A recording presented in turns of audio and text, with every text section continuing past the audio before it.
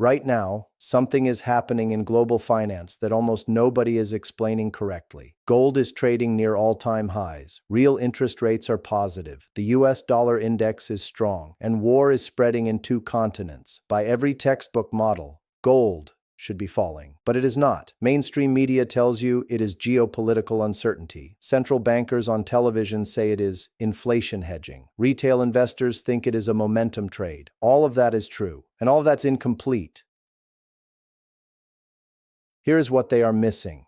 In 40 years of watching markets, I have learned one rule above all others. When central banks start doing something they have not done in 50 years, you stop listening to headlines and start watching the mechanism. Since 2022, global central banks have bought more gold than any period since 1968, the year before the world left the gold standard entirely. But not the central banks, you think. The Bank of England is not buying. The Federal Reserve is not buying. The European Central Bank is not buying. China is buying. Russia is buying. Turkey, India, Poland, Qatar, they are buying at a pace that has no modern precedent, and they are not telling you why, but I am going to show you. By the end of this breakdown, you will understand three things that 95% of investors will not figure out until it is too late. First, you will understand why the old models for gold, real rates, inflation, the dollar, stopped working 18 months ago. The mechanism driving price today is not the mechanism from 2010. It is deeper, slower, and more dangerous. Second, you will see the three-phase structure of a gold reset. Most people think a reset means a price spike. That is wrong. A reset means a structural repricing, the kind that happens once in a generation. Phase 1 is quiet accumulation. Phase 2 is paper dislocation. Phase 3 is the repricing itself. We are finishing phase 1 right now. And third, you will know exactly what to watch over the next 12 to 18 months. 4 specific data points. No guesswork, no hype. Just the signals that tell you whether this mechanism accelerates or stalls. If you value this kind of system-level analysis, the kind that does not chase headlines but decodes the machinery underneath, subscribe now. Because what I am about to show you is not available on financial television. Now stay with me. Let me walk you through what is actually happening. Let me give you a number that should stop you cold.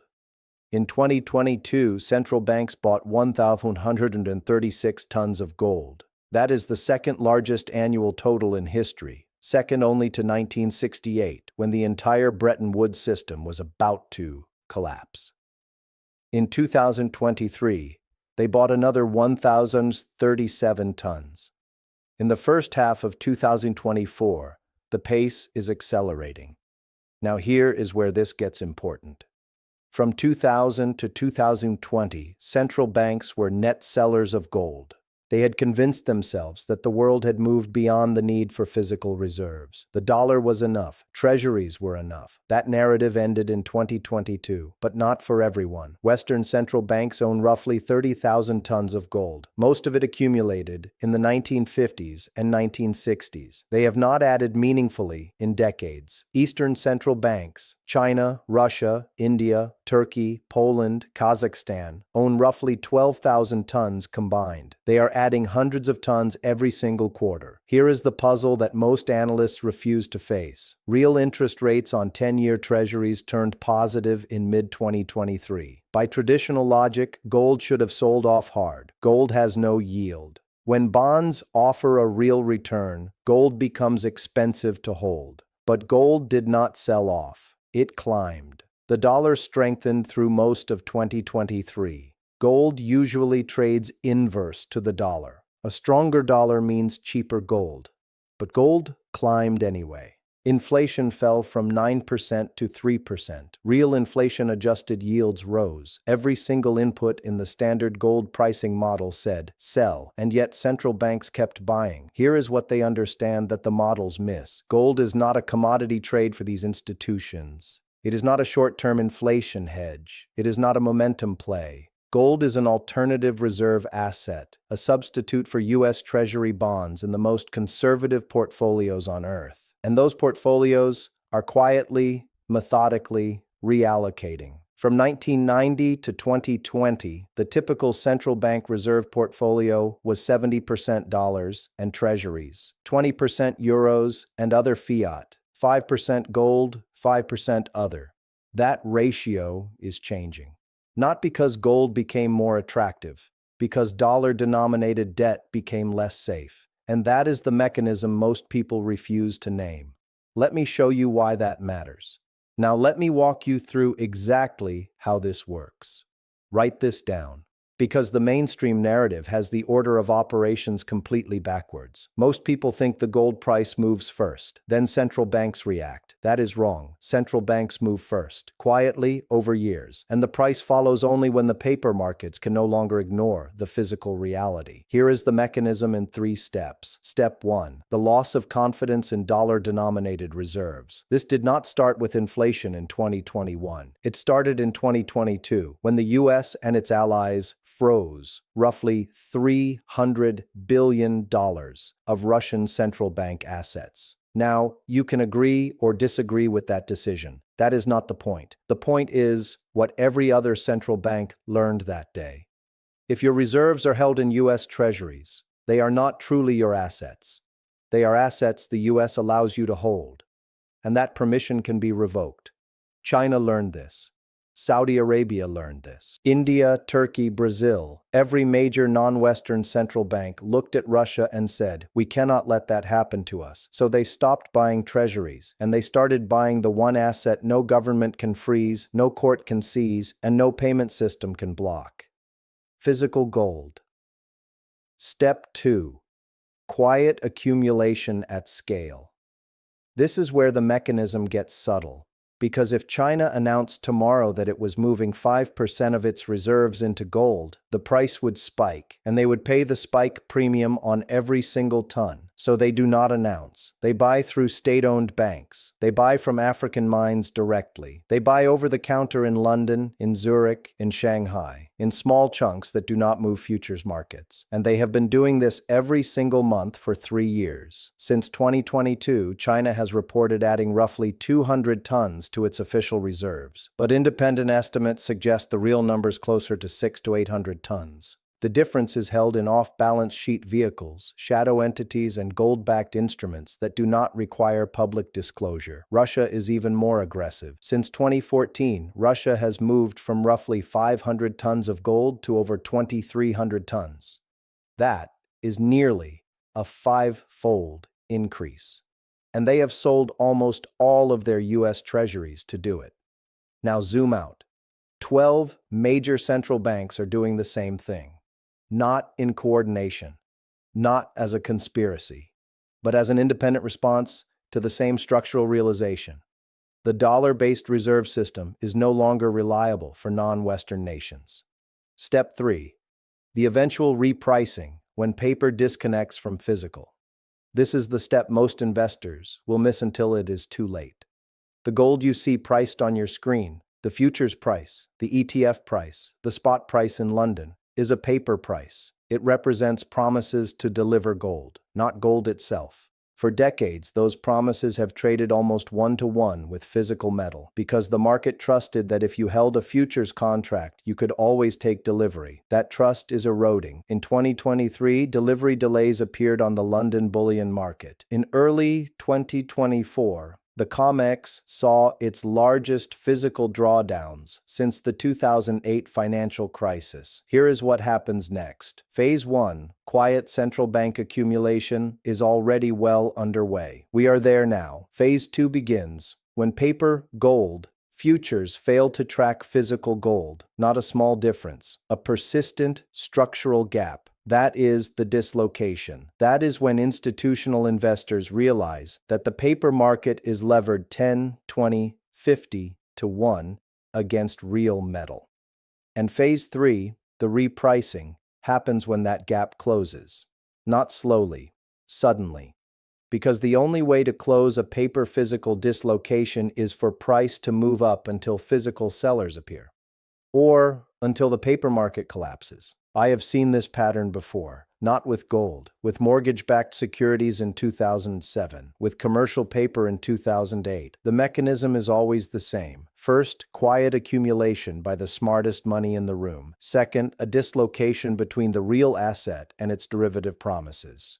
Third, a violent repricing when the crowd realizes the promises cannot all be kept. Now here is where this gets even more uncomfortable. Let me clear up 3 myths that are keeping investors complacent. Myth 1. Gold doesn't pay yield, so it's a bad investment when rates are high. That is true for a trader. It is false for an insurer. Central banks are not trying to maximize returns. They are trying to minimize the probability of catastrophic loss. Think about it this way. You do not buy fire insurance because you expect a return. You buy it because the cost of a fire is infinite relative to the premium. Gold is fire insurance against the dollar reserve system losing its privileged status. And the premium, the zero yield, has never been cheaper relative to the risk. When U.S. debt to GDP crosses 120%, when annual interest on the debt surpasses defense spending, when the world's largest foreign holders of treasuries are quietly selling, then what? Then now our tatas. The insurance premium does not matter anymore, only the coverage does. Myth 2. The dollar is still the world's reserve currency, so nothing has changed. That is true, but incomplete, and this is where most analysts stop thinking. The dollar is still the reserve currency today, but markets price transitions in advance. In 2007, the U.S. housing market was still the largest asset class on earth. Nothing had changed, until everything changed 6 months later. Reserve currency transitions do not happen overnight. They happen over decades, but the price action happens in bursts. From 1960 to 1970, the dollar was still the reserve currency. Gold was fixed at $35 an ounce, and central banks were quietly accumulating gold exactly the way they are today. Then 1971 happened. Nixon closed the gold window, and in 3 years, gold went from $35 to $195. Nothing structural changed in 1971. The structural change happened in the decade before. 1971 was just the day the price caught up. We are in that decade right now. Myth 3. This is just an inflation hedge play. This is the most dangerous myth of all. Inflation hedging is short-term. You buy gold when inflation is rising. You sell when inflation falls. That is what retail investors do. Central banks are not doing that. They are buying through falling inflation, through rising real rates, through a strong dollar. That tells you the mechanism is different. Here is the precise language they would use internally, but never say publicly. We are not hedging inflation. We are hedging the solvency of the U.S. federal government. That is not a political statement. It is an actuarial one. When your debt to GDP is over 120% and rising, when your largest creditors are diversifying away, when your 2 primary geopolitical competitors are building a parallel trade settlement system, the probability of a fiscal crisis is no longer theoretical. Gold is not a bet against America. It is a bet that math eventually wins, and the math is not complicated. The U.S. government currently spends roughly $800 billion a year on interest payments. That is more than the entire defense budget. At current rates, that number hits $1.2 trillion within 3 years. At that point, interest payments alone will be the largest line item in the federal budget. Larger than Social Security, larger than Medicare, larger than defense. There are only 3 ways out: default, inflation, or restructuring. 2 of those 3 are bullish for gold. The third, default.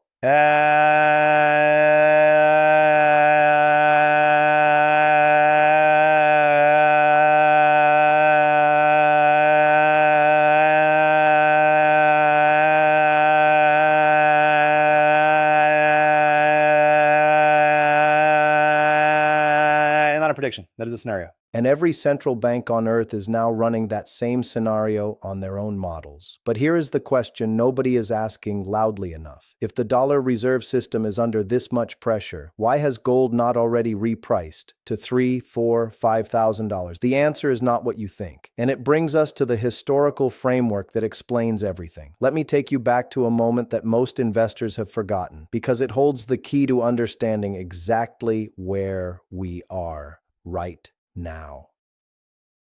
In 1999, 15 European central banks signed the Washington Agreement on Gold. Here is what they agreed to. They would collectively limit their gold sales to 400 tons per year.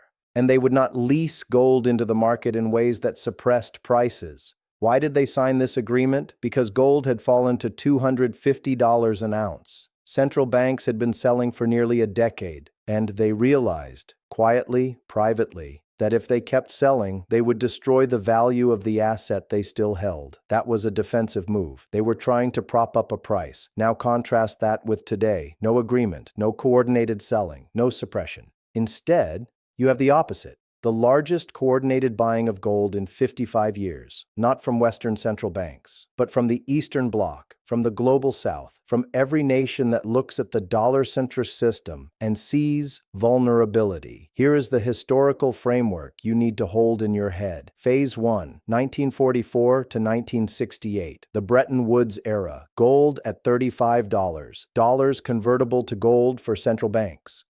The U.S. holds 20,000 tons. The system works because everyone trusts the U.S. to keep its promise. Phase 2, 1968 to 1971. The quiet breakdown. France starts demanding gold for dollars. The London gold pool collapses. Central banks begin diversifying. The mechanism shifts from trust to skepticism. Sound familiar? Phase 3, 1971 to 1980. The repricing. Nixon closes the gold window. Gold floats. It goes from $35 to $195 to $850. The real price, inflation adjusted, peaks at roughly $2,500 in today's money. Phase 4, 1980 to 2000. The complacency era. Central banks become net sellers. The dollar stabilizes. Gold falls for 20 years. The world convinces itself that gold is a barbarous relic. Phase 5, 2000 to 2020. The slow turn. Gold bottoms at $250. Central banks stop selling, then start buying again. Slowly at first, then faster. The 2008 crisis reminds everyone that no fiat system is immortal. Phase 6, 2022 to present. The acceleration. Russian assets are frozen. Debt to GDP crosses 120%. Non-Western central banks buy at a pace unseen since 1968. Now here is where this gets important. We are not in 1971 yet. We are in 1968. That is the precise historical parallel. In 1968, central banks were accumulating gold quietly. The price had not yet repriced dramatically. The dollar was still the world's reserve currency, and most analysts said the same things they say today. Nothing has changed. The system is stable. Gold is irrelevant. 3 years later, the system changed. Let me show you why that matters. In 1968, U.S. debt to GDP was roughly 40%. Today, it is over 120%, triple the level. In 1968, the U.S. held 20,000 tons of gold. Today, it holds roughly 8,000 tons, less than half. In 1968, the main buyers of gold were European central banks, who still trusted the system, but wanted insurance. Today, the main buyers are geopolitical rivals who are actively building an alternative system. The scale is larger, the debt is higher, the trust is lower. And the price of gold, adjusted for inflation, is roughly where it was in 1980, $2,500 in today's money. That is not a ceiling. That is a floor that took 40 years to build. Now let me tell you the one scenario that would break this entire framework. Because honest analysis requires showing both sides. What would stop this mechanism? A dramatic reduction in U.S. debt, a restoration of trust in dollar reserves, a coordinated global agreement to restabilize the fiat system. Is any of those likely? No, but they are possible, and that is why you need specific indicators, not predictions. Which brings me to what you should actually watch. I am going to give you 4 specific signals. Not vague predictions, not price targets, real-world data points that will tell you whether this mechanism is accelerating or stalling. Watch these every month. Signal 1. The pace of non-Western central bank gold buying. The World Gold Council publishes quarterly data on central bank purchases. Ignore the headlines. Look at the breakdown between Western and non-Western buyers. If China, Russia, India, Turkey, and Poland continue accumulating at a pace above 250 tons per quarter combined, the mechanism is intact. If that pace slows below 100 tons, the thesis weakens. Current pace, roughly 300 tons per quarter. Write that down. Signal 2, the 10-year Treasury yield above 5.5%. Here is the tripwire. The current 30-year average yield on 10-year Treasuries is roughly 4.5%. When yields rise above 5.5% and stay there for more than 90 days, the interest burden on U.S. debt becomes mathematically unsustainable without inflation. That is the moment the bond market forces the government's hand. Higher yields mean higher interest costs. Higher interest costs mean more borrowing. More borrowing means higher yields. That is a death spiral, and it is the single most powerful catalyst for gold. Watch for 5.5% on the 10-year. If we cross and hold that level, gold's repricing phase accelerates dramatically. Signal 3, physical delivery delays on COMEX or LBMA. This is the signal most retail investors will never see, but I am showing you because it matters more than the price. The London Bullion Market Association and the COMEX Exchange both publish data on delivery times and inventory levels. Normal delivery times, 1 to 5 days. Extended delivery times, 2 to 4 weeks. Crisis delivery times, more than 1 month. When you see consistent delivery delays beyond 2 weeks, it means the paper market is promising more gold than exists in deliverable form. That is the dislocation. That is phase 2 becoming visible. We saw this briefly in March 2020 and again in late 2023. Both times, gold rallied. Both times, the dislocation resolved because physical appeared. The next time it happens, the physical may not appear. Signal 4. Any announced gold-backed bond issuance from BRICS nations. This is the long-term structural signal. If China, Russia, or any BRICS nation issues a bond denominated in grams of gold rather than dollars or yuan, the parallel system has become public. That is the 1971 moment for this era. Not a collapse, a competitor. When that happens, gold ceases to be an alternative asset and becomes a monetary asset again. And the repricing from $2,500 to $5,000 or $10,000 happens not over years, but over months. Now here is the honest truth. 3 of these 4 signals are already flashing yellow.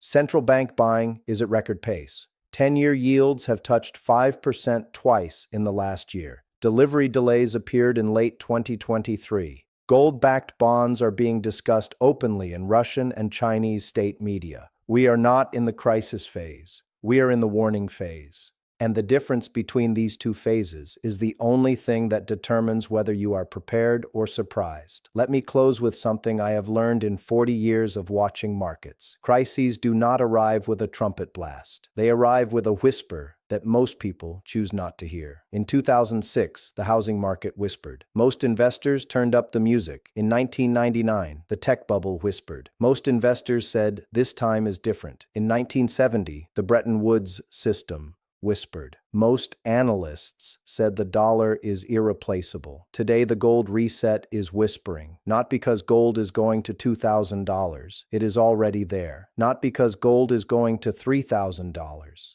That is just a number. The reset is a structural shift in how the world stores wealth for the long term. From one nation's debt to a neutral asset that no government can freeze, no court can seize, and no central bank can print. That shift is already happening. Ready. You just cannot see it in the daily price because the paper market obscures the physical reality. But the central banks see it. The sovereign wealth funds see it. The smartest allocators of capital on earth are acting on it right now. Most retail investors will wait for the all-clear signal. They will wait for confirmation in the price. They will wait for CNBC to tell them it is safe. And by then, the reset will be complete. I am not telling you to buy gold tomorrow. I am not telling you to sell your stocks. I am not making a prediction. I am showing you a mechanism, a pattern, a structure that has repeated across centuries of monetary history. Now you have to decide whether you are an investor who responds to mechanisms or an investor who reacts to headlines. The choice is yours, but the mechanism does not wait for your permission, and neither will the repricing.